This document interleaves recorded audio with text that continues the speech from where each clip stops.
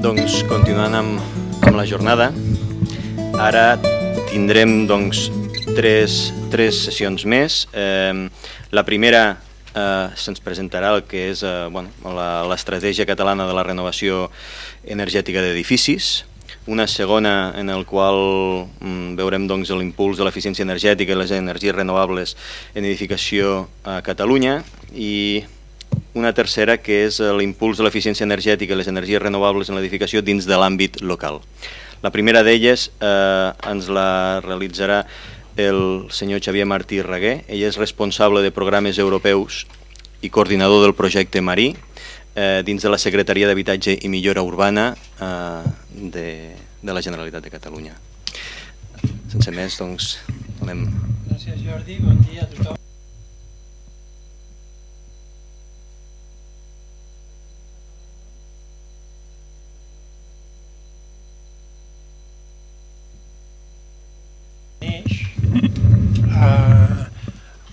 A partir d'un projecte europeu anomenat Marí, que ja estem tancant, que ha durat des del 2011 i que d'alguna manera ha sigut un compromís de tots els socis regionals d'aquest projecte el fet de tenir una estratègia d'acord amb l'article 4 de la Directiva Europea 2012 d'eficiència energètica.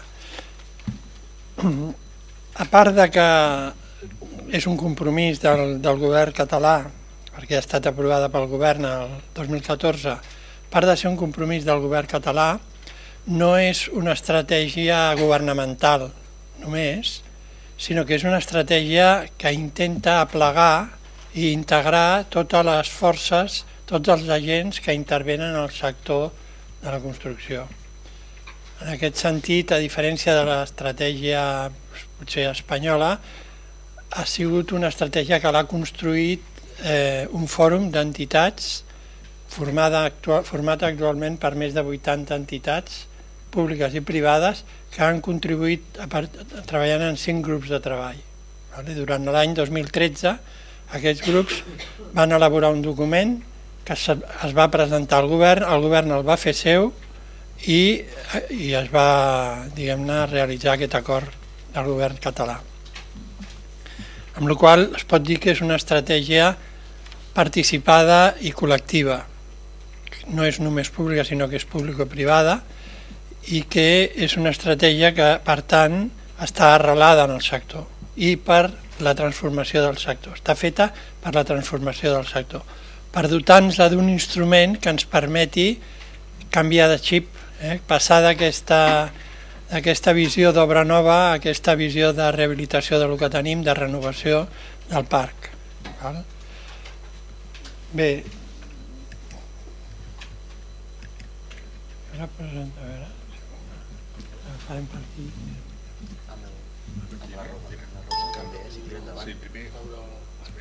Ara.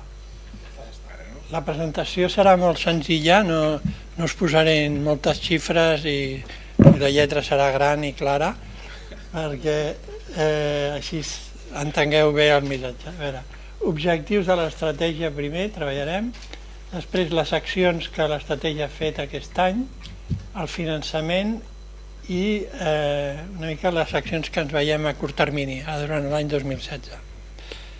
Primer dir que aquí amb el company, amb el Juanjo Escobar i amb l'Institut Català d'Energia estem dirigint aquesta estratègia 2 departaments de la Generalitat.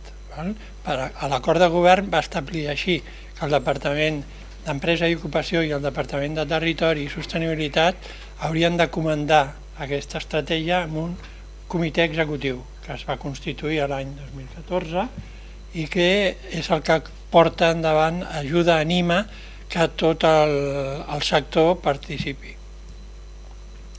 Llavors, els objectius són objectius, per tant, que estan assumits en teoria per tot el sector. El que passa és que són objectius molt ambiciosos que hem d'anar veient com anar-los complint. Són horitzó 2020, això està previst per l'any 2020.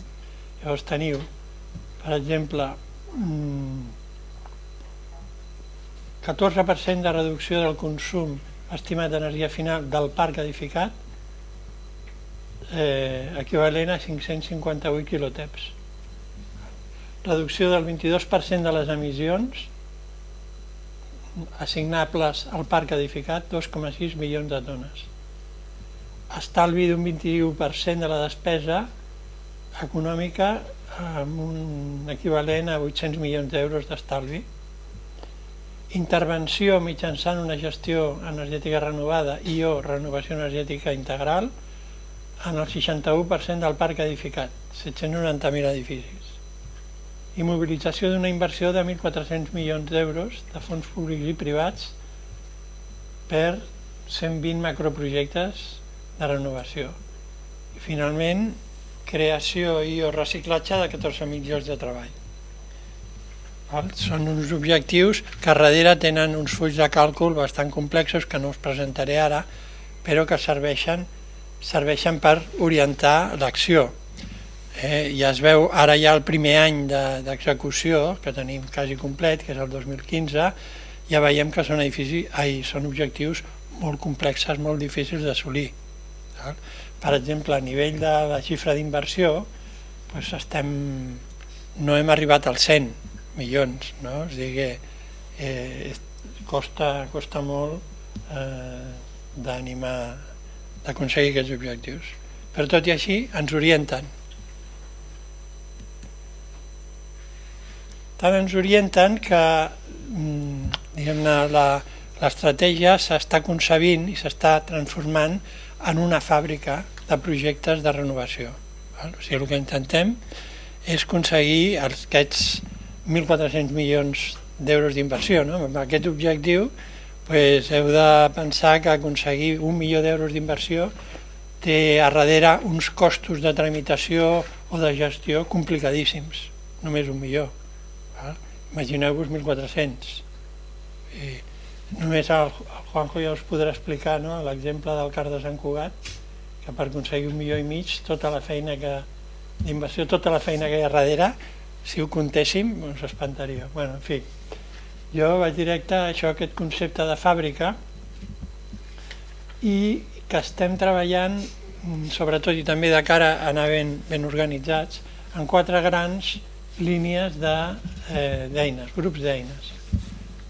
Eines de producció, estem treballant amb tot el que és la informació. Ja sabeu que sense una bona informació no es pot portar endavant una política, menys una estratègia i menys un projecte. No es pot fer un projecte bàsic o un projecte executiu sense dades de l'edifici. Igual, en el cas de l'estratègia, sense un bon sistema d'informació dels avanços que anem aconseguint, això no podrem dirigir bé la nau. Aleshores, eines d'informació, després us explicaré, també eines de finançament i eines de seguiment i control de tota l'evolució de l'estratègia. Laboratori d'innovació, mirar d'introduir totes les novetats que tenim a nivell de productes i serveis i de maneres de fer. Màrqueting i formació també és un tema clau, perquè ens trobem davant d'un sector, sobretot el residencial, que els propietaris estan molt lluny d'aquests objectius i de l'interès per la renovació, i per tant el màrqueting és clau. I per últim, cooperació. Cooperació que sembla que amb un sistema de competència sigui una cosa que grinyola una mica, però jo crec que està donant molt bons resultats la cooperació entre empreses i administracions públiques. Bé, això és una mica I entrant a casos concrets, durant l'any 2015 hi teniu un d'aquests projectes que ha impulsat l'estratègia.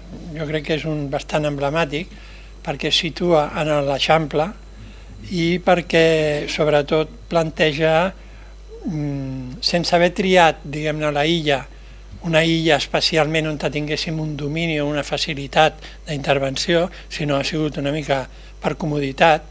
Hem triat una illa en la qual l'agència té la seva seu, és aquest edifici, l'Agència de l'Habitatge, que és Diputació 92, tenim una situació, diguem-ne, de propietaris. I podem parlar a la resta de propietaris de propietat a propietat.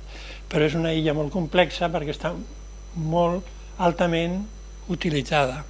Sobretot la part interior de la illa està molt ocupada, amb la qual cosa la flexibilitat per la renovació energètica és bastant baixa.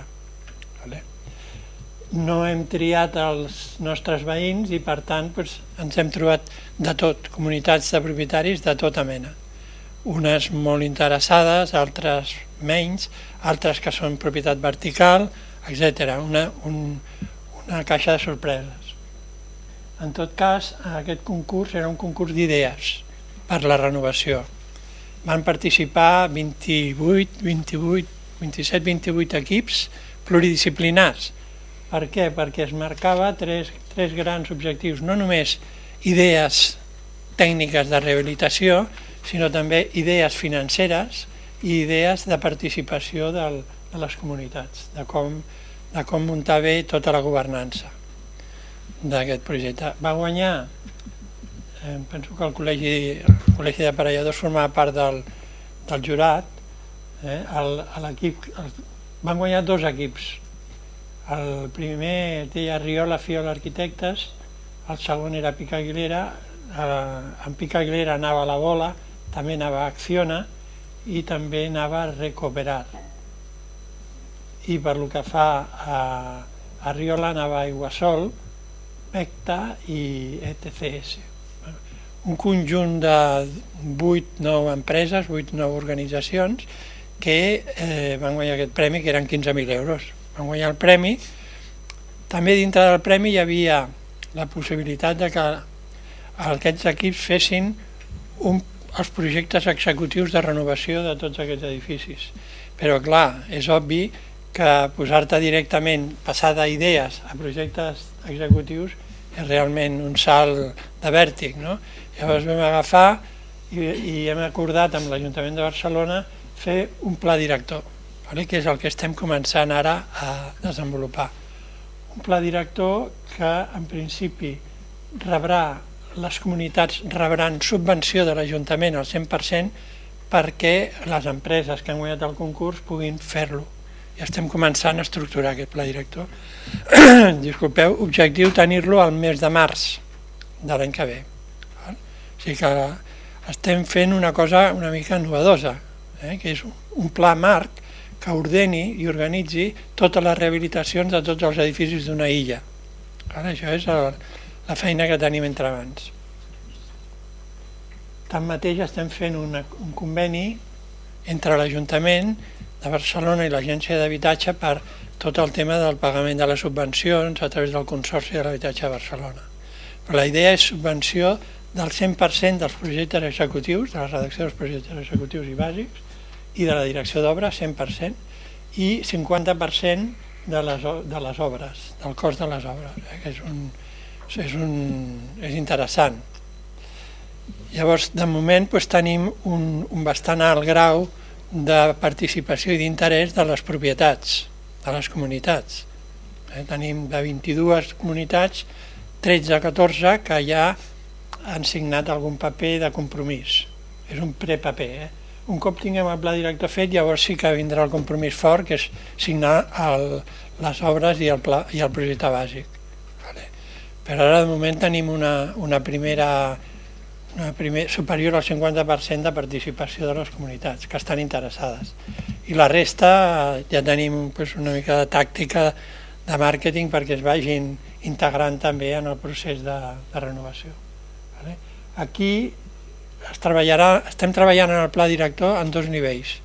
Un nivell és l'interès dels veïns, perquè són edificis molt antics i tots els veïns tenen interès d'arreglar patologies, de problemes estructurals bàsicament. Són edificis que pràcticament no s'ha fet res, la gran majoria, n'hi ha algun que sí. I després estudiarem com a tema més important aquells aspectes integrals, o sigui que afecten a tots els edificis. Per exemple, subministre integrat d'aigua calenta o de calefacció o producció elèctrica integrada, a través d'energia solar, temes d'integració de serveis que hi ha en les cobertes, etc. Coses, diguem-ne, que apleguin a totes les comunitats. Aquests dos nivells, ens hem de moure en aquests dos nivells, en l'interès purament individual de cada comunitat i l'interès col·lectiu de fer alguna nou, de millorar, diguem-ne, la realitat actual. Aquest és aquest concurs, aquest primer projecte, que ens durarà encara bastants anys. Llavors, una acció que jo crec que, com us he dit una mica al principi, que és molt important d'aquesta estratègia és aconseguir que sigui un projecte col·lectiu, un projecte de consens, un projecte participat per la majoria dels actors. Vam començar 27 entitats l'any 2013 i ara avui som gairebé 80, amb més de 40 que han demanat entrar a participar en el fòrum, a formar part del fòrum. I actualment estem preparant un conveni entre el Departament d'Empresa i el Departament de Territori per facilitar aquesta entrada de tots els membres del fòrum a través d'adhesions en aquest conveni. Això és el formalisme mínim que estem intentant desenvolupar. Ara ja està. Tindria que sortir automàtic. A veure, l'estructura de l'estratègia, allò que va aprovar el govern i que vam elaborar entre 5 grups de treball, cada acció correspon a un grup de treball en el qual hi participen diferents organitzacions de tot tipus, empreses individuals, col·legis professionals, associacions empresarials o administracions privades o públiques. Per exemple, la primera acció és una acció que coordina la Universitat Politècnica de Catalunya, el centre CIMNE, que és un centre que té un grup que treballa amb eficiència energètica d'edificis de fa molts anys i que està treballant en sistemes de Big Data a nivell municipal, però també a nivell de l'administració catalana, regional. Amb ell estem treballant tota la línia d'integració i anàlisi de dades, dotant-nos d'unes eines el més senzilles i pràctiques possibles per poder analitzar bé tota la informació que disposem dels edificis de Catalunya. Llavors estem muntant una primera fase, que el Juanjo potser us explicarà més detall, jo us ho introdueixo, que és pels edificis de la Generalitat, 4.000. Ja tenim un sistema d'informació gairebé acabat de muntar, en el qual no 4.000, sinó de moment 500 i pico edificis estan integrats on estan registrades totes les mesures que en aquests 500 edificis s'han fet, mesures d'eficiència energètica. I és una eina molt útil, això és el que ens diuen els departaments de la Generalitat, perquè poden veure els resultats per diferents tipus d'edificis. O sigui, per exemple, per oficines, veieu, cada edifici fa les seves mesures i té uns resultats diferents. Poder veure el que ha fet l'altre és de gran utilitat. I també tenir el teu ben registrat, perquè a vegades fas coses que no queden registrades enlloc, i ningú es beneficia del que tu has fet. És un sistema que volem progressar cap als ajuntaments, cap a edificis municipals i cap a edificis privats. Per això és horitzó 2020. Ara estem començant pels propis de la Generalitat i ben aviat serà de lliure accés perquè tothom pugui veure el que estem fent en els edificis de la Generalitat. Això anirà conjugat amb un sistema d'anàlisi de facturació, també, que permetrà veure consums, etc. Aquest és el que estem fent en aquest grup de treball i això el que permet també és que a mesura que anem fent renovacions d'edificis concrets que també es puguin anar integrant en el sistema d'informació. Això és l'acció 1. L'acció 2 fa referència a tot el que és comunicació i formació. Per exemple, el que us he explicat abans del concurs de la illa s'integra en la comunicació. O sigui, el projecte de la illa no està pensat només per renovar aquests 22 edificis, sinó està pensat perquè un cop feta la renovació puguem muntar un programa audiovisual via televisió per tenir impacte sobre la resta d'illes de Barcelona i de Catalunya. Impacte mediàtic, en el sentit que filmarem tots els processos d'obra, tots els processos de gestió, sortiran de protagonistes tots els propietaris, tots els usuaris i tots els que hem participat visualitzant els problemes i les avantatges de tot el procés. De manera que tothom que ho vegi per la tele digui, hòstia, això m'interessa. Per tant, que enteneu que estem intentant renovar una illa, però no amb la missió de renovar la illa només, que també, sinó amb la missió de comunicar després que els processos de renovació són interessants i possibles, són factibles, i són atractius per tots els propietaris. Això lliga, per exemple, l'acció 2.2 amb l'acció 1. Després també estem treballant un grup de formació, el grup 2.1, de formació i ocupació, que en l'actualitat, després us explicarem una mica més de detall, estem treballant a crear un servei de formació que determini quines són les mancances que tenen els professionals del sector per cobrir-les, sigui amb adaptació de la formació existent com a generació de nous programes. Això seria la part de formació. L'acció 3 és posar de relleu tots els casos d'èxit, o sigui que els casos d'èxit estiguin a l'abast de la comunicació i de la formació, de manera que ara sembla que l'ICAEN acaba de contractar també un estudi per fer un cercador de projectes d'èxit, que estarà via web. Hi ha una web que té desenvolupada el clúster d'eficiència energètica d'edificis, però que és poc rica en casos. Llavors, a través d'aquest contracte de l'ICAEN tindrem casos d'èxit que seran tocables, visibles. Exemples. L'acció 4 és tot el que fa referència a la coordinació. És el que us deia del comitè executiu, també el tema que és la innovació, la millora de la legislació vigent. L'ICAEN està treballant, ja us ho dirà el Juanjo, amb el tema de la certificació energètica, nosaltres al Departament de Territori amb la implantació de les ITES, que ja sabeu prou. Tot el que sigui actualització de la normativa va per aquesta acció 4. L'acció 5, aprofito per dir-vos que el dia 3 de desembre a la sala d'actes del Departament de Territori estem organitzant una jornada sobre alternatives de finançament per la renovació energètica d'edificis, en la qual es plantejarà la discussió, diguem-ne, en l'estat actual dels fons que hi ha, totes les opcions realistes, pràctiques per aconseguir finançar projectes de renovació. Això és un debat molt complex, molt difícil, però intentarem simplificar-ho al màxim perquè tothom surti amb una visió clara de quines opcions tenim.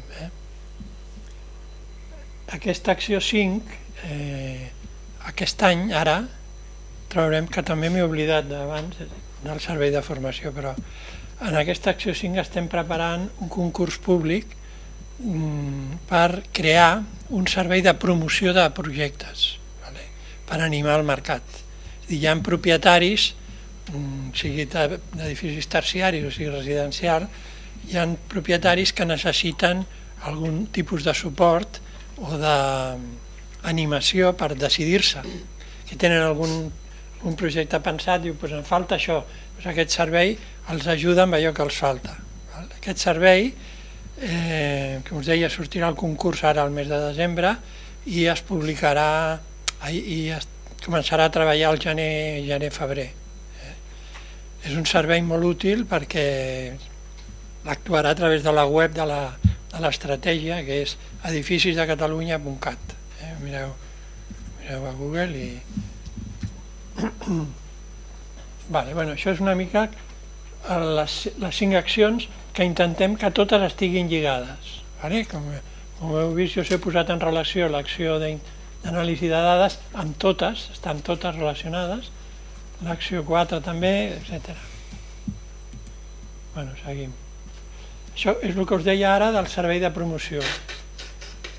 En l'última reunió del comitè executiu es va aprovar tirar endavant aquest servei que alhora treballarà amb la web i que el que pretén aquest servei és, durant el període 2016 i una petita part de 2017, aconseguir que augmenti el nombre de milions d'euros d'inversió en renovació energètica d'edificis. És a dir, el paràmetre que utilitzarem per avaluar tant les ofertes que rebrem com els resultats del treball fet és nombre d'euros invertits o potencialment invertibles.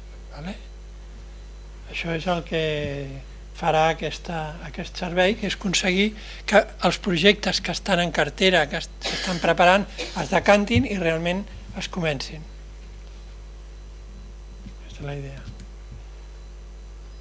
Aquesta idea està relacionada amb tota una sèrie de projectes tractor, ara són 21, que són projectes que han de servir d'exemple, perquè altres similars es puguin desenvolupar. Llavors, com veieu, aquí tenim la primera funció d'aquests projectes tractors, que siguin replicables, que puguin generar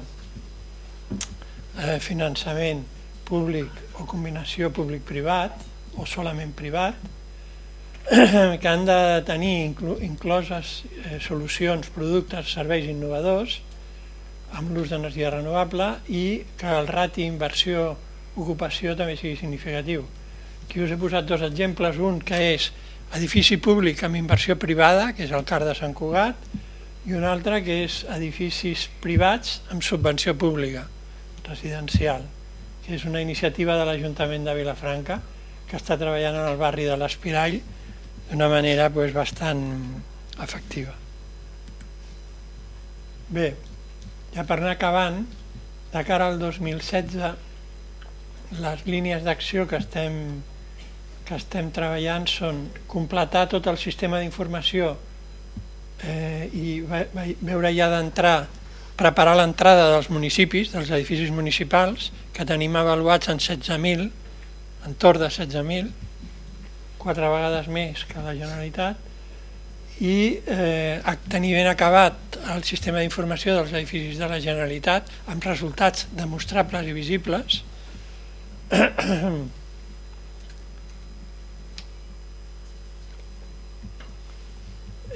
No us he dit abans que també traurem ara, a primers de gener, un concurs públic per generar el servei de formació. Aquest servei de formació ha d'estudiar les mancances i determinar els cursos, programes de formació més urgents per aconseguir els objectius de l'estratègia. Això serà el treball 2.1 de la lineació 2.2. El 2.2 hem de tenir ja iniciades les obres del projecte de la IA eficient i realment és complicat aquest objectiu, però ho intentarem. De l'acció 3, tenir aquest cercador de casos d'èxit. De la 4, la posta en pràctica del decret català de certificació energètica d'edificis. La línia d'acció 5, disseny i execució del programa de promoció que us he explicat abans, i impuls dels projectes de renovació energètica dels edificis de la Generalitat dintre del pla d'eficiència energètica que us explicarà el Juanjo ara. Per últim, dir-vos que totes aquestes accions estem intentant que puguin ser finançades amb un 50% pel programa FEDER, que també és un altre objectiu, de manera que aquests gastos públics que estem fent puguem recuperar el 50% i reinvertir-los en la continuïtat de l'estratègia. Perquè tots aquests gastos que estem planificant són fruits dels ingressos provinents de la Unió Europea durant els anys passats del projecte marí. La idea és reinvertir tot el que anem integrant de fons europeus, anar-lo reinvertint per aconseguir continuar endavant, tirar endavant totes les accions. Moltes gràcies.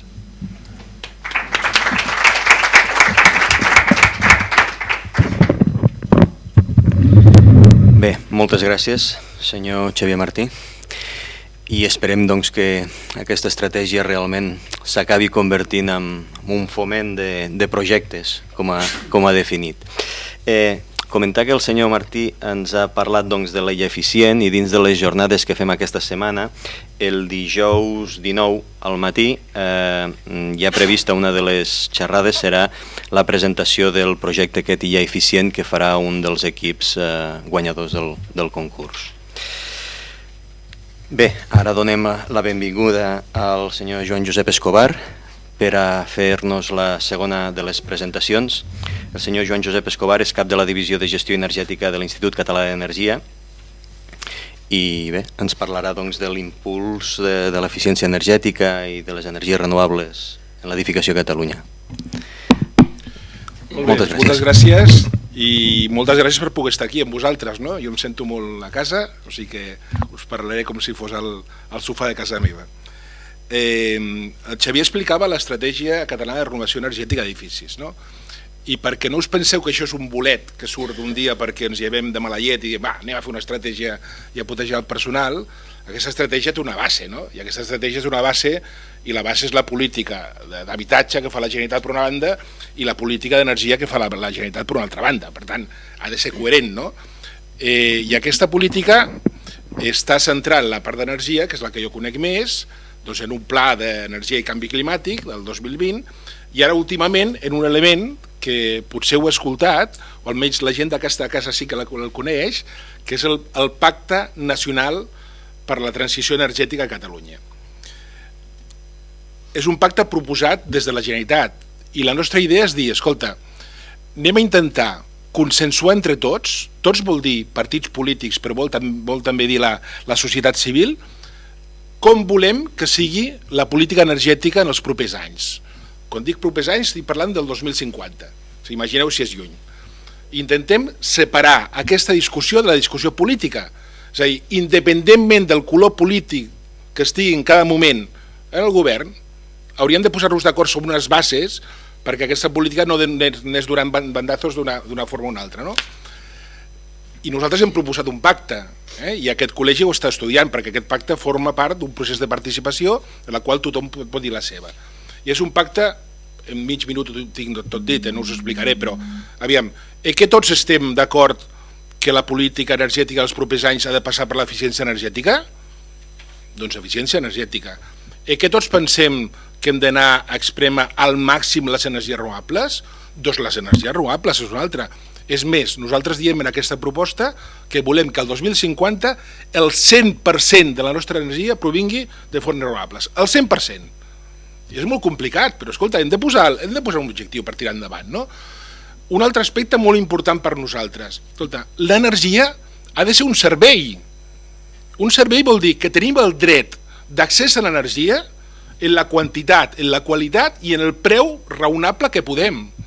I això no ho veieu únicament com un tema per satisfer aquesta necessitat que tenim ara de la pobresa energètica, aquella gent que no pot pagar, diguéssim, els diners necessaris per mantenir el seu habitatge a la temperatura. No és només per això, també és per això, però també és perquè les nostres empreses tinguin l'energia que necessiten i el preu necessari perquè siguin competitives, perquè si no, no serem mai un país industrial com ho hem de ser, no ho serem mai. Per tant, l'energia és un servei. I l'energia hem de promoure la recerca i el desenvolupament. Oi que sí, que estem tots d'acord? I després un altre tema, i us explicaré una mica amb calma, i és, el govern de Catalunya té la voluntat d'exercir el màxim de les competències en l'àmbit energètic. I està expressat d'aquesta forma.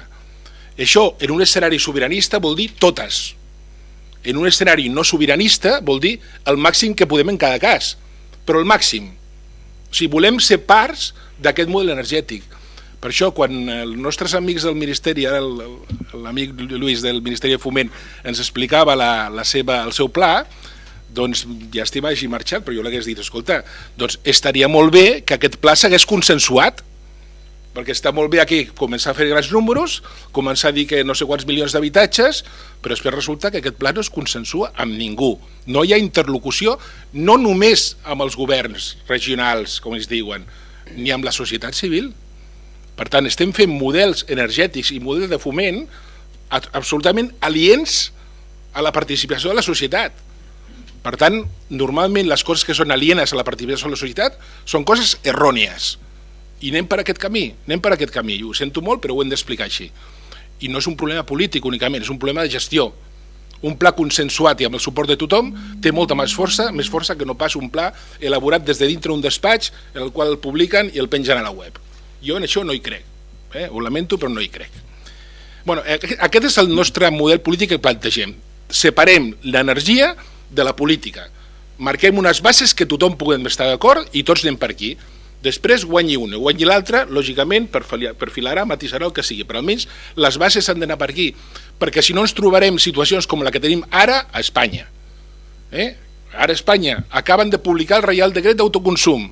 Què fa aquest Reial Decret d'Autoconsum? Anul·lar les energies renovables, i després ho explicarem. Volem fer edificis de consum quasi zero. Però com es fa un edifici de consum quasi zero? Com es fa? És un edifici molt eficient energèticament i que la part de consum d'energia la porta amb energies renovables, però si no podem fer renovables. Aleshores, com dimonis anem a tirar endavant aquesta política? O com anem a tirar endavant una política d'eficiència energètica quan els nostres rebuts de la llum, els nostres, ja no dels edificis, no de les indústries, els nostres també, doncs quan mires la part de potència, que fa 3 anys era el 15% a tot estirar, ara és un 40%. Vol dir que tu, quan estalvies energia, en realitat únicament estàs tocant el 60% en el millor dels casos d'aquest rebut. Això és una política d'eficiència energètica? Això promou l'eficiència energètica? Escolta, a mi que m'ho expliquin, però jo això no ho entenc. Per tant, hem de ser coherents, anem tots en la línia. Tant de bo, el Ferran Tarradellas explicava al començament de tot que és difícil tenir una política energètica europea, tant de bo en tinguéssim una política energètica europea, perquè aniríem per aquest camí i no aniríem pel camí erroni, que és el camí que estem seguint fins ara a nivell de l'Estat. Dit això, ja més brevat, ara ja podem parlar amb més tranquil·litat, jo us volia presentar, dintre de l'Estratègia Catalana de Renovació Energètica d'Edificis, jo us volia presentar tres línies fortes de treball que estem desenvolupant. Algunes pertanyen a la pròpia estratègia i altres són col·laterals, i després una assignatura pendent que tenim, no? I aquestes són, les 3 línies fortes serien, la Xavier us comentava, què estem fent nosaltres dintre de la pròpia Generalitat dels nostres edificis. La segona, què hem de fer amb la certificació energètica d'edificis, que hem de fer moltes coses. La tercera, ja que no podem fer energies renovables per producció d'energia elèctrica, perquè l'autoconsum ens ho ha acabat, intentem anar per la via tèrmica com a mínim, no? I per tant la biomassa com un dels vectors importants que podem introduir als nostres edificis. I l'assignatura pendent són els edificis de consum quasi zero, que comentarem. Molt bé, anirem molt ràpidament i em saltaré algunes, per no cansar-vos molt.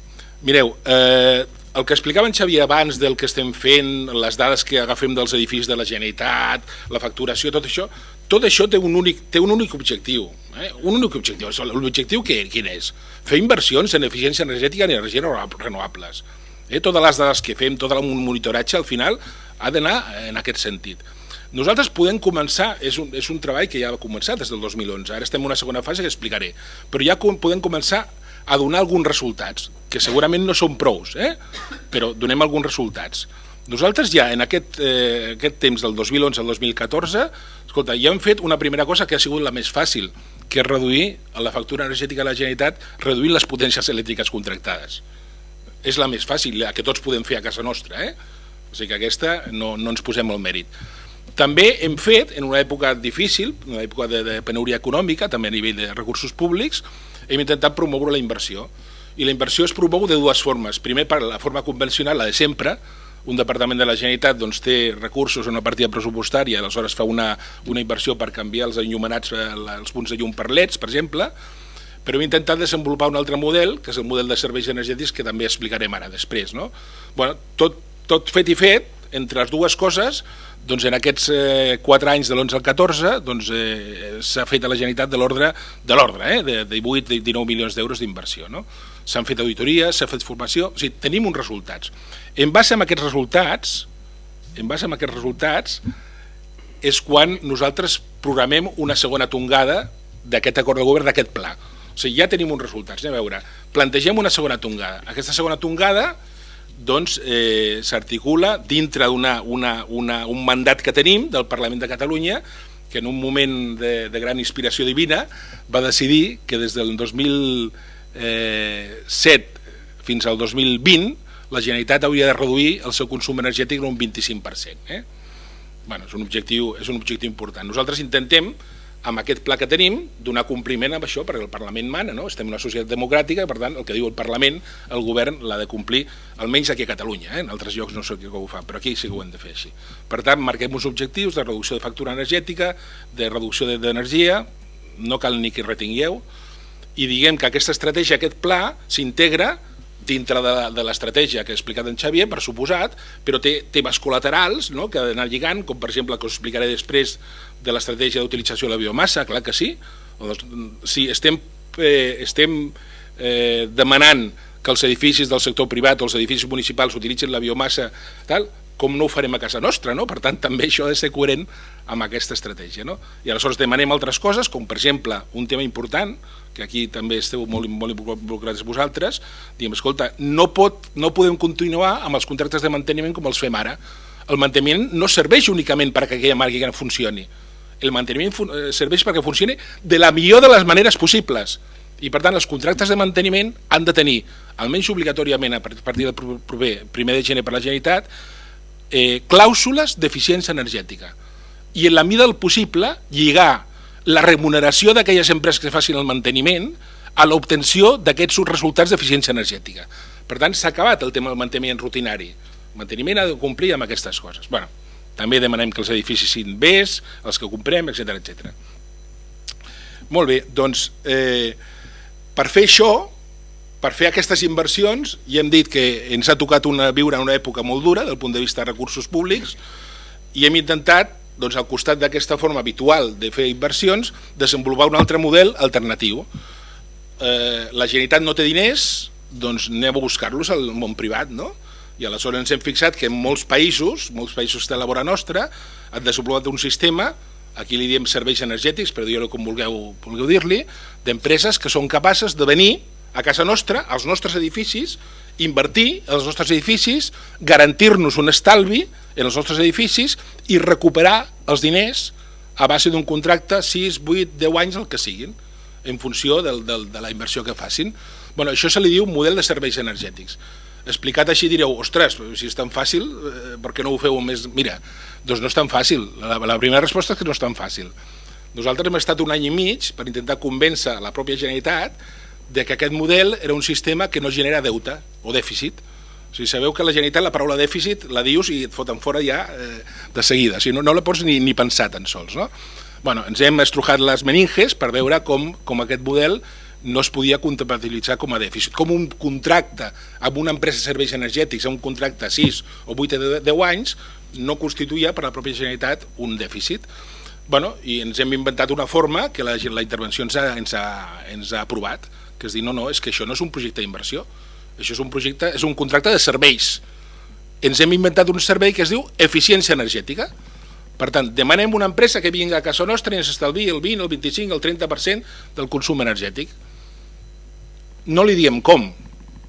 Pot venir amb diferents solucions. Nosaltres, mentre la solució sigui raonable i l'entenguem i sigui vàlida, no tenim cap inconvenient. Pot atacar una cosa, pot atacar una altra, la que sigui.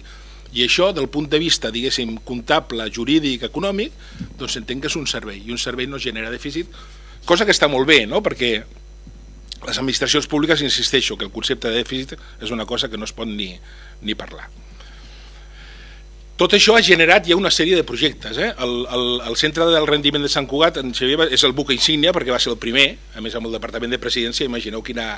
A nosaltres ens ha donat molta il·lusió, no? Perquè el Departament de Presidència no és qualsevol departament de la Generalitat, vull dir que Presidència i Economia normalment són els dos que han d'estar en l'ajo i en tots dos tenim un projecte, o sigui que anem bé. No?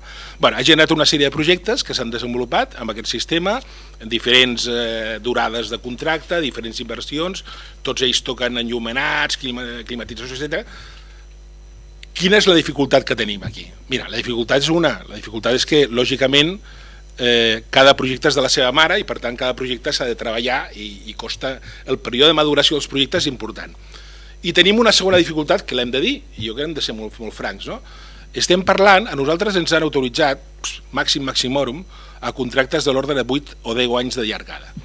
En un contracte de 8 o 10 anys de llargada, tu pots amortitzar inversions en enllumenats, segurament, en climatització, en regulació i control, però segurament no amortitzes inversió en l'envolupant de l'edifici. Per tant, el que fa referència a les façanes, l'aïllament, etc., no pot entrar, però no pot entrar perquè no s'amortitza, perquè dintre d'aquest termini aquestes intervencions no s'amortitzen. Què hauríem de fer? Doncs si volem fer entrar aquestes inversions que tenen una amortització molt llarga, el que hem de fer és pagar-les. O sigui, tu no li pots... L'estalvi generat per aquestes inversions no paga en un temps raonablement curt la inversió que s'ha fet. Per tant, el que s'ha de fer és posar diners addicionals, així de fàcil. Per tant, si hem d'anar per aquest model, doncs escolta, els departaments que vulguin fer-ho, ara parlo dels departaments, però podria dir-ho també al sector privat, no? Aquell que ho vulgui fer hauria de posar una part dels diners perquè, si no, el sistema per si sol no és capaç d'aguantar. Molt bé, passo ràpidament. Segon eix, el tema certificació energètica, que demà tenia una sessió plena d'això. Per tant, anem agafant pinzellades únicament. D'un-hi-do amb la certificació. La certificació, ja sabeu que va sortir el mes d'abril, el nostre Ministeri de Foment tan fantàstic, el mes d'abril va treure el Reial Decret i va dir que el mes de juny era obligatori que els edificis certifiquessin. Bueno, ens vam sortir com vam poder, vam fer un aplicatiu perfecte i això ha anat funcionant doncs, amb tota una sèrie de dificultats.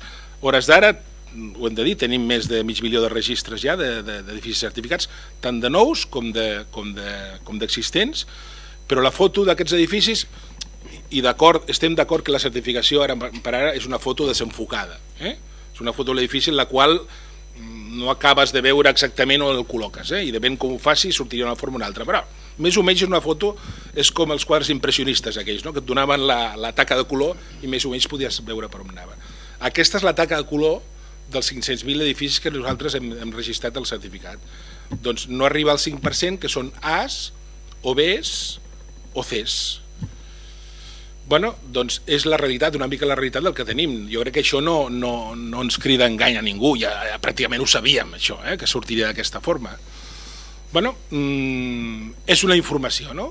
Nosaltres pensem que en el moment que es publica el Reial Decret de Certificació es perd una ocasió immillorable de que la certificació fos realment una eina al servei de la rehabilitació dels edificis, almenys tal com es fa el Reial Decret. Però això és la realitat.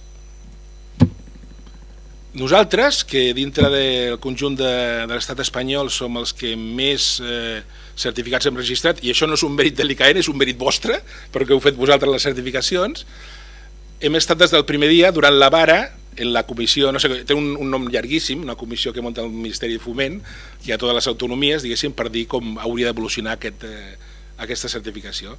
I nosaltres hem intentat explicar quines són les coses que creiem que s'han de modificar. Quan el company del Ministeri de Foment explicava que el Reial Decret s'ha modificat, ens està explicant que s'ha modificat en dues coses. O sigui, el Ministeri ha fet dues coses per modificar.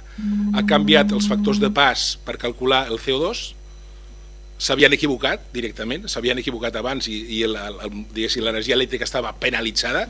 Vosaltres sabeu que l'etiqueta es calcula a partir de les emissions de CO2, no a partir de l'energia, sinó les emissions de CO2. Doncs estava equivocat.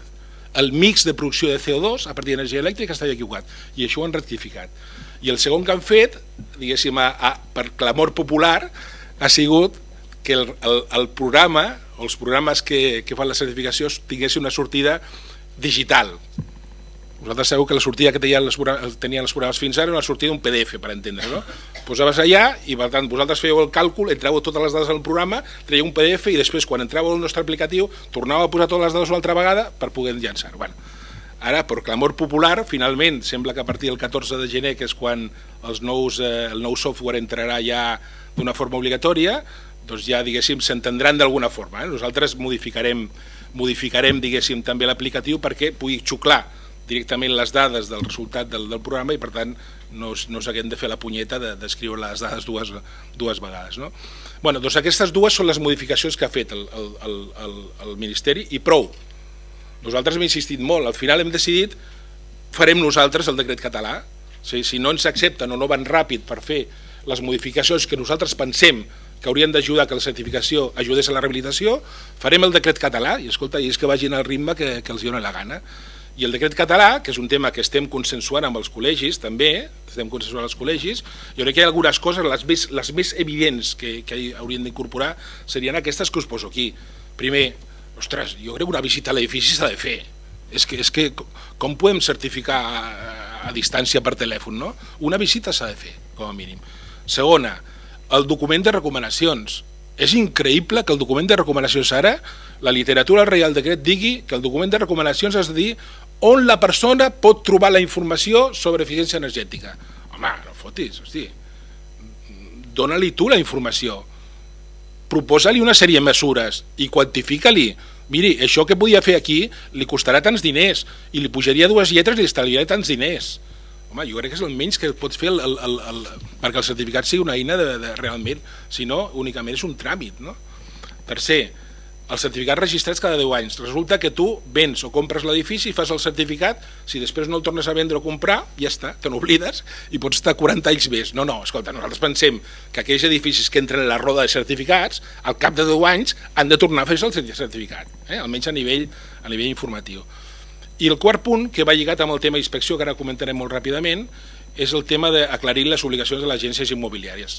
S'hauria d'acabar en tràmit, no? Certificat energètic en tràmit. Bueno, escolta, vale, d'acord que les agències estan passant un moment complicat, però hem d'anar tots a una, no? I per tant, no es pot vendre ni comprar un edifici que no tingui el certificat en regla, en el moment que es compra i ven.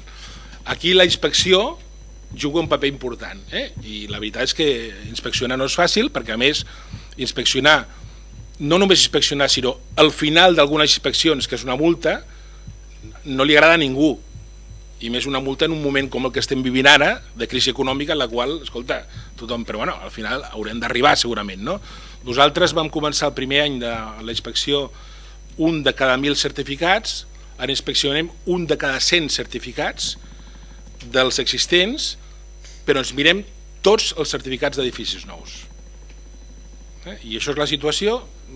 La veritat és que tant a nivell d'alguns certificadors que no han seguit unes normes ètiques com a nivell d'algunes agències immobiliàries hi ha expedients de sanció en tràmit.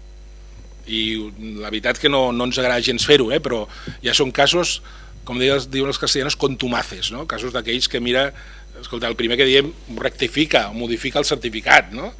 Aquell que realment no vol fer-ho i es veu que hi ha una mala consciència, doncs lògicament has de tirar endavant, no?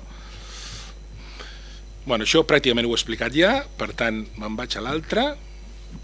Open Data, molts de vosaltres sabeu que si entreu a la web de l'ICAEN podeu trobar alguna infografia que us explica una mica tota la història, com està la certificació, però també podeu trobar, de moment, uns arxius Excel, sembla que hi ha 6, no? Un de tota Catalunya, Barcelona, Tarragona, Lleida, Girona, i un dels AS, no? On podeu trobar totes les dades no confidencials referents a les certificacions dels edificis.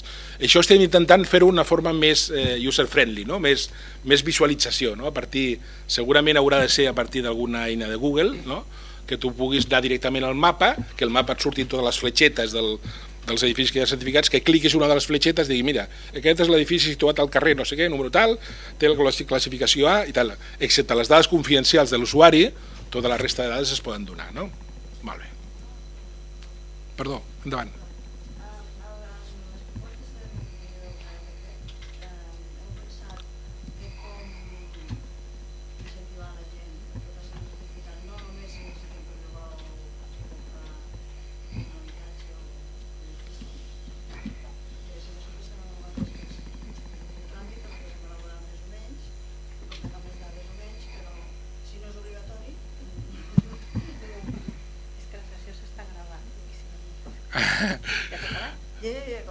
No, preguntava, perquè quedi recollit, preguntava si estem pensant en incentivar la realització del certificat de forma o voluntària o no voluntària, més enllà de la pròpia venda o lloguer dels edificis.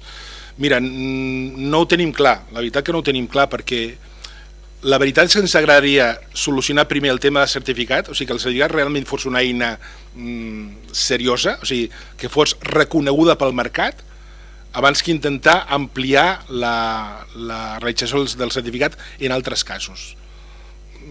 Com a norma és més aviat això.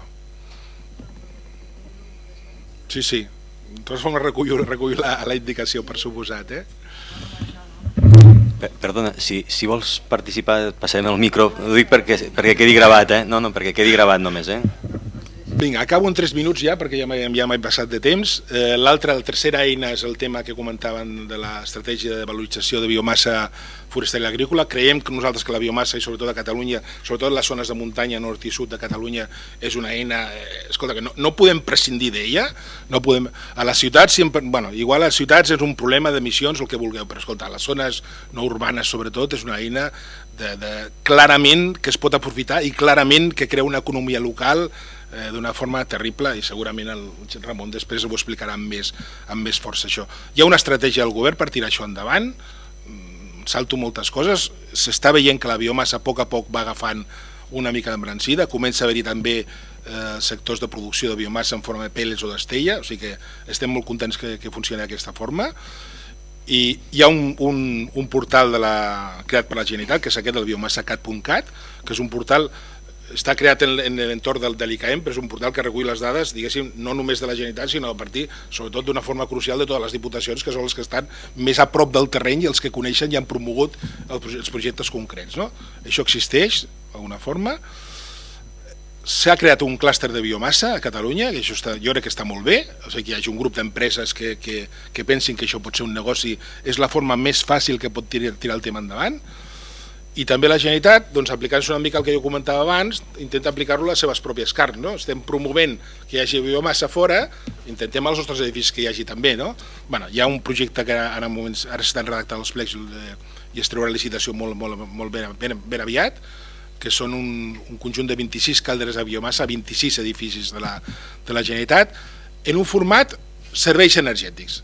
Anem a treure aquesta convocatòria, diguéssim, intentant que a la Generalitat això no li costi ni un duro, que vingui capital privat als nostres edificis, que instal·li les calderes, que les mantingui les calderes i a més, que a part de les calderes, a la resta de l'edifici li faci un lifting. I per tant identifiqui les propostes de millora i també entrin dintre del mateix paquet. Jo crec que ens en sortirem. I la assignatura pendenta era els edificis de consum quasi zero. Jo quan el Salvador Samitia ha explicat la llei de canvi climàtic ha dit que avançaríem un any, se m'han posat els pèls, els pocs que tinc, així de punta. Escolta, igual podem avançar un any, no dic que no, però en aquesta situació és molt complicada, no? És a dir, tenim una directiva europea que no s'ha transposat encara, no sabem encara què vol dir un edifici de consum quasi zero, no ho sabem. El que més sabem és el que us he dit abans, que necessitem renovables i amb l'autoconsum no podem fer-les. Per tant, no estem en una disposició molt bona per tirar això endavant. A més, estem gloriosament empatats amb Grècia en el dèficit de definició del que és els edificis de consum quasi zero. Clar que Espanya, de directives europees no transposades, és el rei. Tenim unes quantes impressionants. Ara mateix no acaba de transposar la de l'obligació de fer auditories energètiques a les empreses més grans, a partir de 250 treballadors, etc. S'ha passat pel forro això, i si m'està pagant una multa perquè no transposa. Per tant, serà molt difícil avançar en aquesta línia. Un últim comentari i amb això acabo. En tot això heu vist tots els projectes que hi ha i un dels problemes principals que tenim, lògicament, és el tema de finançament. Una part del finançament intentem, si podem, en alguns casos, tirar-lo endavant a partir de sistemes d'aquests alternatius com podia ser la modalitat de serveis energètics. Però és que jo crec que en el finançament ens estem equivocant tots una mica. Comentava abans el Ferran Terradellas tots els grans projectes i línies de finançament que té la Unió Europea. El pla Juncker, per exemple, que és el que està més de moda, que té una colla de milions, que no sé, la xifra té una colla de zeros, resulta que es fa per projectes de més de 50 milions d'euros i és un pla de finançament d'inversions, no de subvenció, sinó de finançament d'inversions. Potser estem equivocant una mica la línia, és a dir, fa 3 o 4 anys, quan tu entraves a un banc i demanes un crèdit, et fotien a patades fora. Però ara és el contrari, els bancs tenen molts diners. En tot cas, segurament, nosaltres hauríem de ser prou intel·ligents com perquè els diners públics, vol dir els de la Unió Europea, els de la Generalitat, les diputacions, si els hem de posar al finançament, no els posem a competir amb els diners privats dels bancs. Per què els bancs no donen els diners per molt que els tinguin? Perquè no se'n refien, perquè no hi ha garantia, perquè ells no entenen d'aquests projectes. Els parles d'eficiència energètica i diu, què? No en saben d'això, no estan acostumats a treballar. I ells ho veuen com una amenaça, un risc. Escolta, posem diners públics com a garantia d'aquests crèdits, que si els posem d'aquesta forma els bancs ja posaran els diners. És la forma habitual. Si nosaltres fem la competència amb els bancs posant els diners públics per donar crèdits, doncs estem posant el carro davant dels bous. Per tant, haurien de ser una mica més curosos en aquestes coses, intentar no competir contra els mitjans que normalment han de finançar aquestes operacions i haurien d'intentar fer les coses fàcils. Projectes de la Comissió Europea que requereixin projectes més enllà de 50 milions d'euros, escolta, sí que es poden muntar aquests projectes, però costa moltíssim de muntar. Potser hauríem de baixar una miqueta, no? I intentar que aquests diners poguessin arribar d'una forma més fàcil al ciutadà de peu, no? O a les pobres administracions que també les necessiten, i normalment projectes de 50 milions no entren gaires en un quilo, per tant seria una cosa molt difícil. Molt bé, doncs a la vostra disposició pel que vulgueu comentar. Gràcies.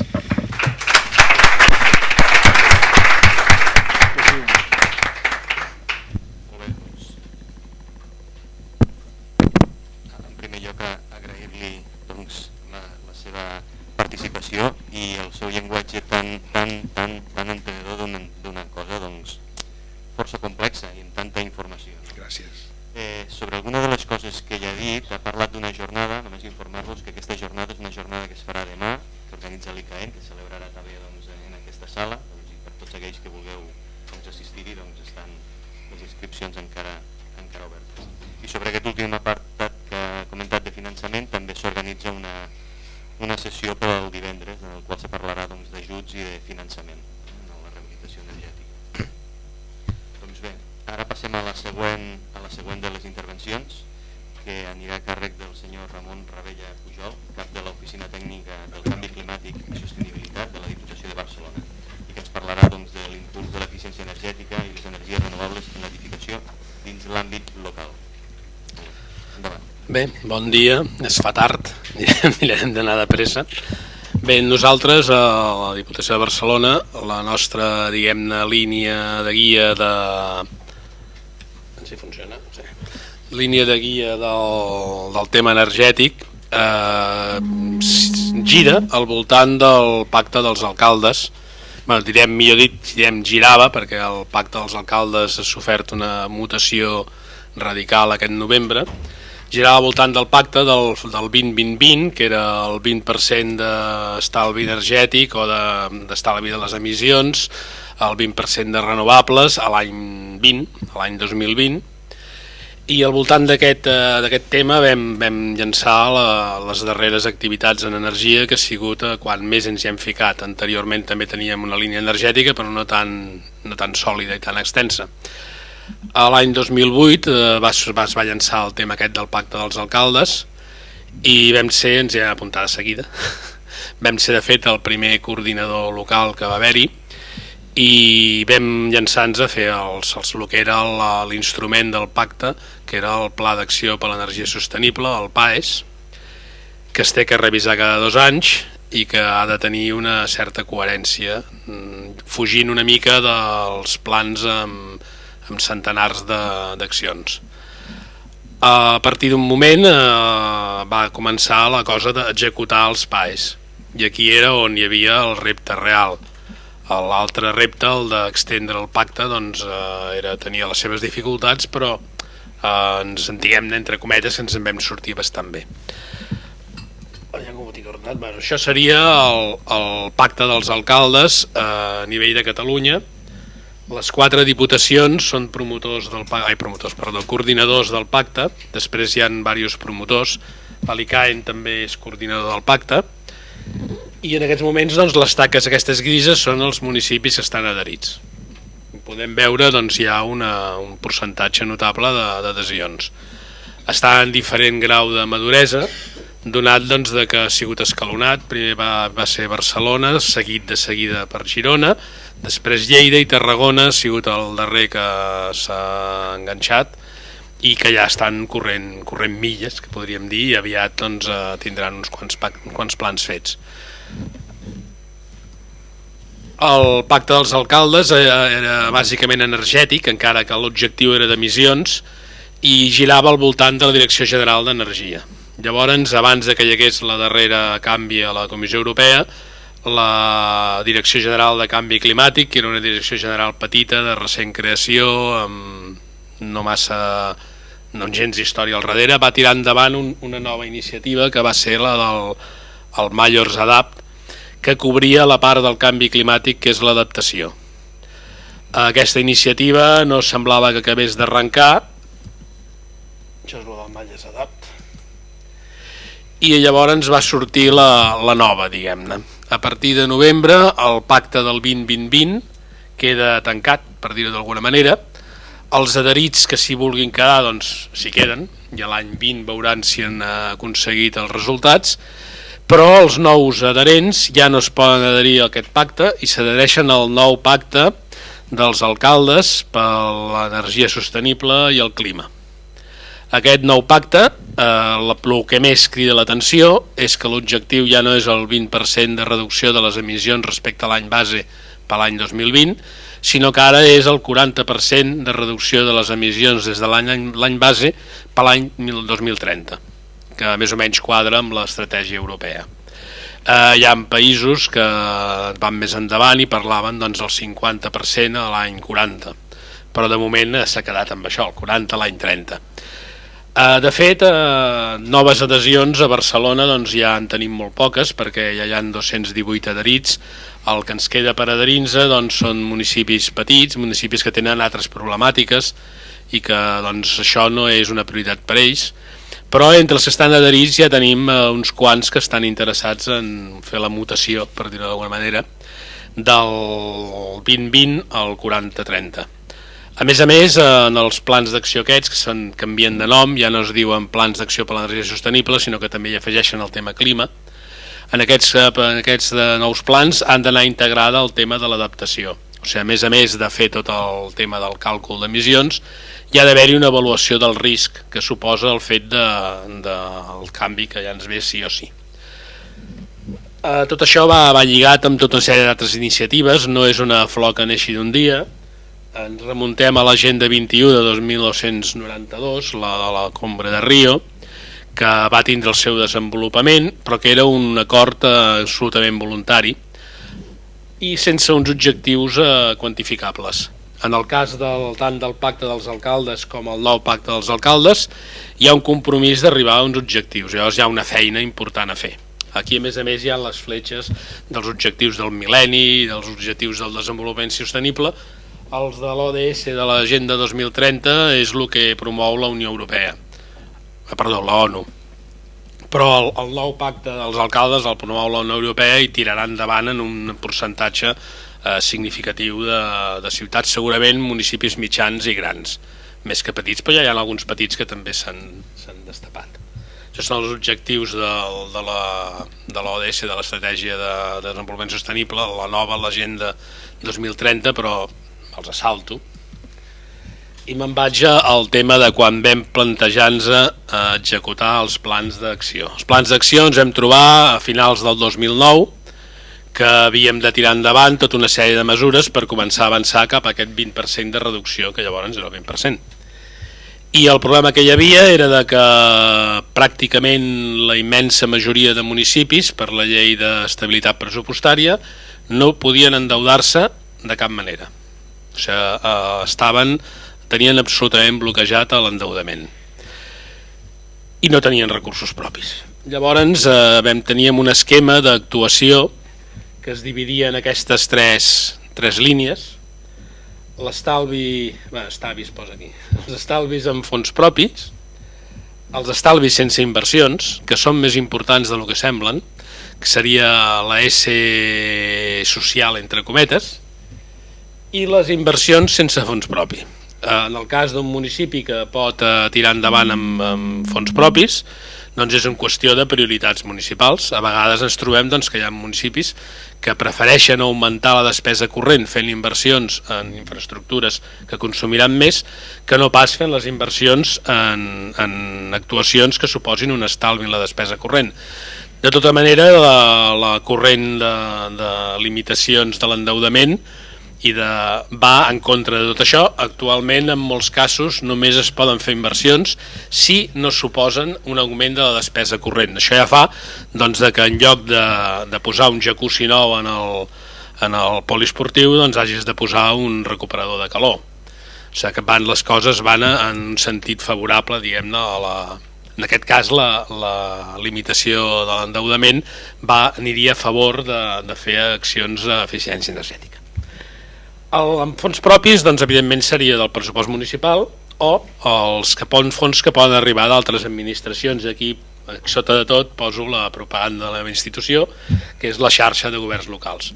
Bé, la xarxa de governs locals té les seves limitacions, però entre una cosa i una altra, aquest últim mandat ens n'hem anat, número exacte tampoc ara mateix no el tinc calculat, perquè hi ha algunes coses que van per vies diferents a les que són nosaltres, però superem perfectament els 4 milions d'euros en inversions. Inversions que han anat prioritàriament en direcció del que és l'enllumenat públic i la biomassa. Els estalvis d'inversions sense fons propis, aquí ens n'anem al model que explicava el Juanjo, que és la manera de convertir les inversions en despesa corrent, que sembla un joc de mans, però en principi els secretaris i interventors municipals, que són un cos molt exigent i molt meticulós, en molts casos ens els han deixat passar. En altres no, Hi ha interventors i secretaris que diuen que això és endeudament i que no passa. Però bueno, això és el que ens hi trobem, no? En aquest sentit hem tirat endavant bastants projectes d'ESE. Les ESEs, en principi, el que prefereixen són els projectes en els que ells tenen una clau. O sigui, l'enllumenat públic, que és, vulguis que no, el control, la gestió del control és molt senzilla, encens i apagues. Les biomasses i altres sistemes de venda de calor, que també és molt senzill, perquè un comptador a partir del generador, i això et compta exactament el que va d'un cantó va per l'altre. El tema dels edificis, que és el que ens interessa aquí, és un tema complex, que segurament costarà que es vagi generalitzant el model, perquè l'actor privat es troba amb el dubte de que hi ha molts factors que intervenen i que molts d'ells, a més, són incontrolables perquè depenen de la manera d'utilitzar l'edifici per part dels usuaris i els treballadors. I tot això és una barrera que m'imagino que és qüestió de crear cultura, i precisament la cultura es pot més o menys crear a partir de la fletxa del mig. Però tornant al tema de les inversions en fons no són propis, una altra barrera, evidentment, és de que les empreses que volen entrar en el mercat de les ESEs es troben amb el que deia també el Juanjo, de que els bancs no entenen de què els estan parlant. I a més, els bancs el risc el calculen no de la institució, que és la que paga cada mes la quota, per dir-ho d'alguna manera, no? A la ESE, sinó que ho calculen el risc referit a la ESE com a empresa. Llavors, quan una ESE per fondos propis i per deuda ja té una motxilla, es troben que ja no trobarà finançament de cap de les maneres. I això sí que això també és una barrera forta, perquè el número d'empreses que tenen un prestigi, un historial, un know-how de coneixement que poden exercir com a ESEs en aquests moments aquí a Catalunya són limitades. Evidentment se'n poden crear més, però per això té que haver-hi gent que cregui en això la cosa i posi el capital, i és el que no acaba d'estar clar. però els actors que eren els actors de sempre, els que anaven fent manteniments a grans instal·lacions, les empreses bàsicament aquestes, estan en aquests moments ja bastant saturades, difícilment poden agafar projectes grossos una altra vegada, que això m'imagino que només és qüestió de que es vegi que hi ha negoci perquè vingui gent a participar en el negoci. A part del sistema S també vam trobar que la gent s'espavila, no? I comptaven molts secretaris i interventors, tampoc compten el renting com a endeudament. En principi el renting no ho és. Passa que la figura del renting, si tu arrendes una caldera de biomassa, hi ha interventors que t'ho passen i interventors que no. Però el que sí que el renting funciona bé és amb tots els temes d'il·luminació, tant interior com exterior. Això s'accepta que no és una inversió. El tema del telecontrol i la telegestió és també un tema que amb molt poca inversió i que també és possible fer-ho amb renting, ja que tothom està acostumat a que els ordinadors de les institucions s'hagin adquirit amb renting, doncs tot aquest tema també no troba masses traves administratives per tirar endavant com a renting. No hi ha massa experiència en fer rentings amb control i telecontrol i telegestió, però és un camí que està obert. Una altra via que ara volíem engegar i tenim un parell de projectes en cartera que no acaben de sortir, hi ha en algun lloc que ja s'ha fet, és la inversió en participació ciutadana. O sigui, fer un crowdfunding per finançar determinats projectes d'eficiència energètica i de renovables. Els de renovables són que es veuen més, és una cosa que tu saps que està allà i que hi has participat, segurament siguin més fàcils que uns d'eficiència a palo seco. Però és una via que es pot explorar i també pot donar, fins a un cert punt i fins a un cert nivell, pot donar resultats.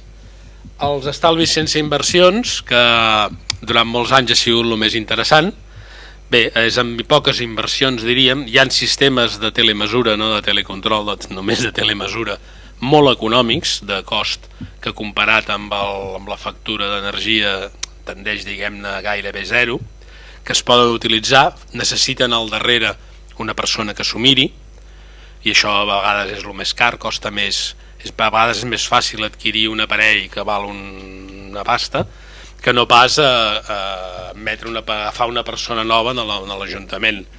Però és una via d'explotar. Tots els sistemes 50-50, de 50-50, que nosaltres ho hem desenvolupat molt amb les escoles, però que ara ho estem desenvolupant també amb instal·lacions, que consisteix en que els usuaris de la instal·lació, ja siguin treballadors, ja siguin ciutadans, participin en l'estalvi energètic amb el seu comportament.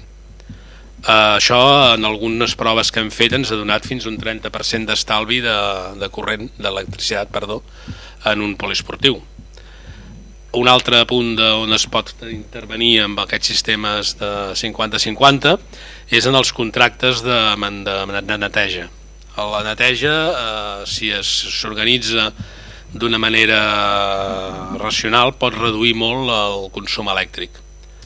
Pel sistema d'horaris de treball, de freqüències de treball, de seqüències de funcionament. Hi ha molts llocs en què no es comença una neteja fins a una hora determinada, que ja és molt tard, perquè hi ha un número limitat de treballadors de l'Ajuntament que treballen les tardes. Llavors, bé, juntant tots en una tarda es podria començar a netejar més d'hora i consumir menys electricitat, però això requereix una participació social, una negociació amb els sindicats, és tota una via per explorar. Llavors hi ha una altra part que parlàvem, és que sí, que és molt difícil trobar finançament per una inversió de 300.000 euros. Segur que si el que vols fer és una rotonda o un TGV o una cosa d'aquestes, segur que pots trobar 4, 5, 50, 500 milions de crèdit. Però que et financin 300, 400, 500, això és complicadíssim. A part d'això, nosaltres, com que el nostre marge de treball, nosaltres, per exemple, la Diputació de Barcelona sí que treballa en Barcelona ciutat, però amb una escala diferent, amb un altre nivell que no és el meu. En el nostre nivell treballem amb tots menys en Barcelona. i sobretot treballem amb el que serien els mitjans i petits. Llavors, aquí hi ha tota la base de dades de les 13 o 14.000 accions dels plans d'acció d'energia sostenible. Hem mirat el que suposa els costos relatius d'executar el PAES per aconseguir el 2020 segons el tamany del municipi. I es veu que tant en euros per habitant com euros per tonelada estolviada, els petits acaben rebent, i si bé és cert que el percentatge dels petits doncs, és molt menor que el dels grossos, sí que és veritat que tots els municipis de 20 cap avall, tots junts, són un percentatge molt elevat de lo que és la població de Catalunya. De Barcelona no tant, però també Déu-n'hi-do. O sigui, és tot un sector en el qual intervenir els hi suposa un cost més alt, tant com de 273 a 2.000, o sigui, 10 vegades més car. No és cap broma.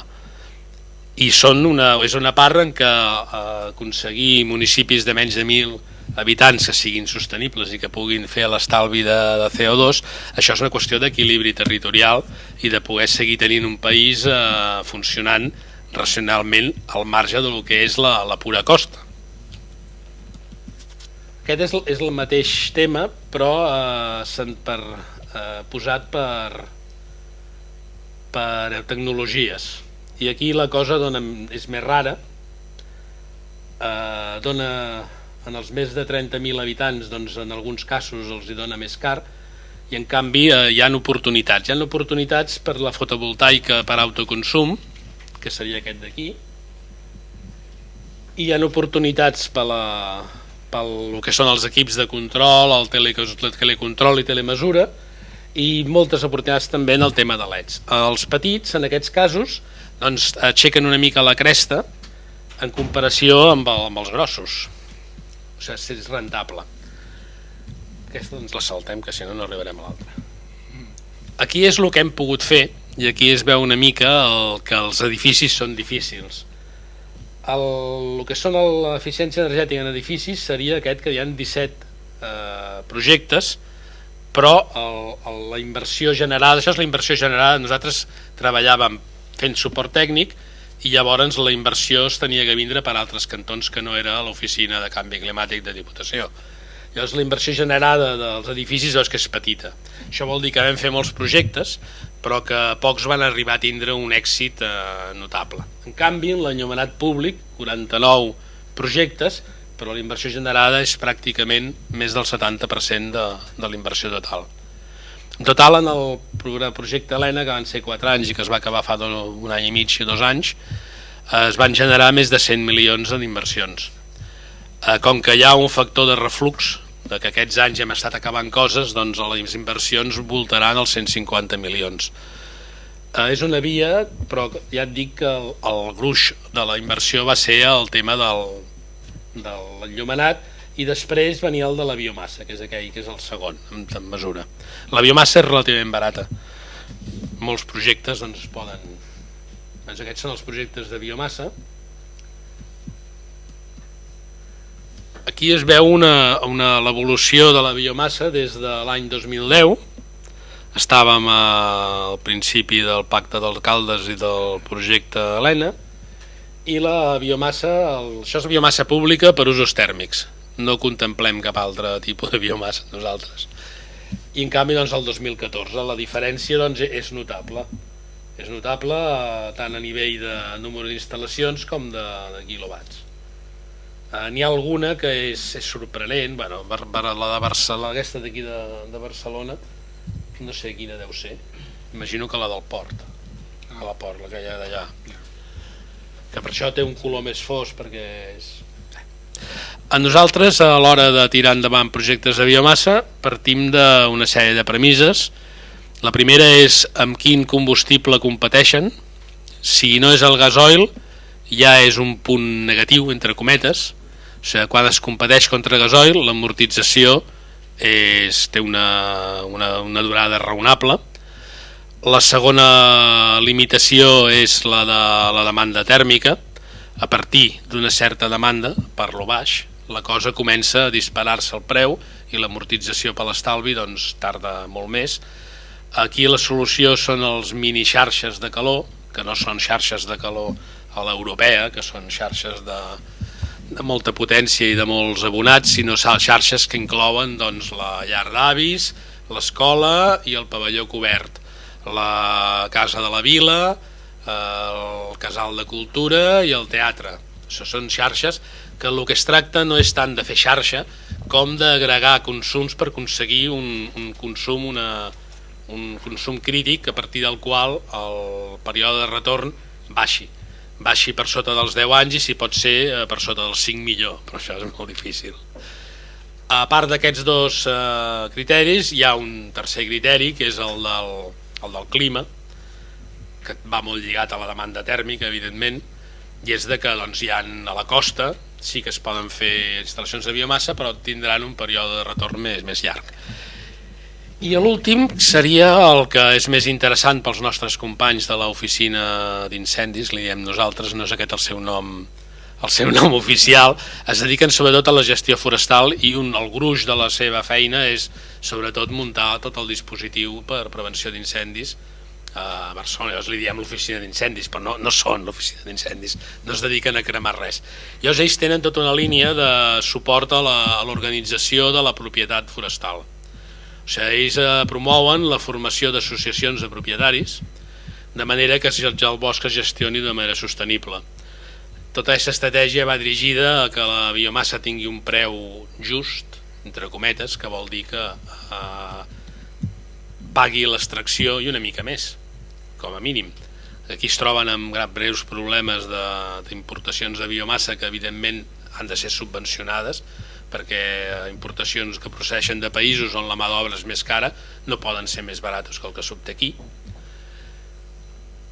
El tema aquest de la biomassa .0 és un altre factor de limitació de les instal·lacions i això fa doncs, que al sud de la província no n'hi hagi massa. Al sud de la província la biomassa forestal doncs, tindria que ser extreta només per produir biomassa. En canvi al nord, a més d'extreure per produir biomassa per ús tèrmic, també treuen fusta.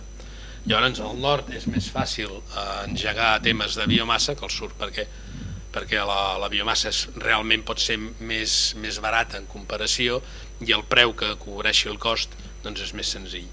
En aquest aspecte és de destacar la mancomunitat de municipis per la biomassa del Berguedà. És la mancomunitat de municipis que tenen bosc públic, són els que tenen més públic de la província de Barcelona. De Catalunya n'hi ha alguns més amunt, però a Barcelona són els que en tenen quantitat i que han tirat endavant un projecte per extreure biomassa del bosc, triturar-la, secar-la, i han muntat una sèrie de calderes en instal·lacions públiques i ara estan mirant si tiren endavant, o sigui, està en marxa un procés per fer la indústria. L'últim pas que quedaria, que sortia abans, la fotovoltaica per autoconsum, també és una cosa en la que tenim les nostres esperances, malgrat els decrets aquests tan curiosos de que et fan pagar l'impost al sol. Hi havia una portada d'una revista humorística que sortia, diu, encara ens faran pagar per l'aire, i es veia darrere un senyor, un funcionari, suposo que seria, amb una bossa de plàstic per tapar-li el cap, no? Nosaltres la fotovoltaica l'enfoquem cara a no vendre, produir només per l'autoconsum. Res, ja no es compta el d'abocar xarxa de cap manera. S'ha de connectar xarxa per motius de seguretat industrial, però no es contemplen els projectes que tirem endavant en cap manera la venda, només l'autoconsum estricte. En aquest moment en tenim 19, que ja moltes d'elles estan executades, i començarem a veure els resultats en breu. És una cosa doncs, que si es pogués vendre una miqueta es podrien fer més grosses, si es pogués acumular d'una manera raonable es podrien fer també més grosses. De moment ens limitem a la curva, doncs cobrir la part baixa de la curva. Són les línies les que estem explorant ara, el tema del finançament participatiu i el tema de la fotovoltaica per autoconsum. A més, evidentment, seguim totes les altres i tenim en cartera diversos processos d'ESEs en edificis que alguns se'ns han tirat enrere. Teníem un ja molt madur i gros i que hagués fet la gràcia les empreses, però que al final l'Ajuntament ha pagat un frenasso pels motius que siguin pressupostaris o polítics, pel motiu que ells han considerat correcte, i ara estem esperant aviam si algun de petit ens tira endavant, però ens està costant, això és tot. Moltes gràcies.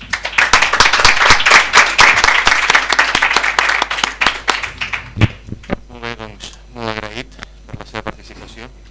No volia deixar la seva participació aquí per fer-li una pregunta, una mica per aquest fet pioner, de l'àmbit local també en algunes d'aquestes intervencions i ja de les experiències que es poden anar tenint sobre el que és la participació de les empreses de serveis energètics en quant als que ens han explicat, en quant als models de contractació, que és el risc total per part de l'empresa privada o risc compartit, i en quant als que estan lligats a eficiència energètica, el que és el control d'èxit d'aquestes intervencions. Tenen alguna experiència, ja tenim algunes dades, si s'aconsegueixen aquests... En principi, els models de contracte, això diem moltes vegades, queda molt bé dir-ho, però a vegades amaga coses rares al darrere, i nosaltres no fem pret-a-porter, fem confecció a la mida. Llavors cada cas és un món, no es pot parlar en termes generals. Hi ha algunes que són contractes de manteniment amb petites inversions, contractes de manteniment amb grans inversions, contractes d'ES clàssics, contractes molt lligats a l'eficiència energètica, i altre tipus de contractes en què l'eficiència energètica es calcula teòricament. Amb les inversions que faran se'ls suposa un estalvi. O sigui, clar, si liciten la gestió d'una xarxa d'enllumenat públic i li demanen que com a condició que substitueixi un 60% de les làmpades per LEDs, en principi l'estalvi se suposa, que no té per què suposar-se sempre, encara que sobre el paper és així. En altres, en contractes grans, sol haver-hi una clàusula de control en la que la S o bé paga o bé descompta de la quota un percentatge, un import amb el qual l'Ajuntament ell mateix fa el contracte d'una empresa que auditi, una tercera empresa, una consultoria que auditi la instal·lació i els consultors d'instal·lació per comprovar que aquests estalvis se compleixen. Però, clar, un dels problemes que hi ha hagut aquests anys i que sembla ser que estem aixecant el cap, almenys a nivell d'endeudament els municipis estan molt millor que fa uns anys, és de que 4 anys enrere els alcaldes, els interventors deien deixem de certificats d'estalvis, estalvis econòmics. Primer de tot, o sigui, el primer que es plantejaven era l'estalvi econòmic. Es costa, però es va també tirar endavant l'altre. I llavors a vegades, com que al final qui treu el plec, qui fa el concurs és l'Ajuntament, doncs al final sortien plecs que no eren els mateixos que s'havien elaborat. Però en termes generals jo crec que sí que s'ha tingut en compte el tema de l'estalvi energètic i que, si més no, es va tirar en aquest sentit. Queda el consol de que en eficiència energètica l'estalvi econòmic és estalvi energètic. Difícilment es pot fer estalvi econòmic sense estalvi energètic. Si em permets, en el nostre cas el risc està totalment...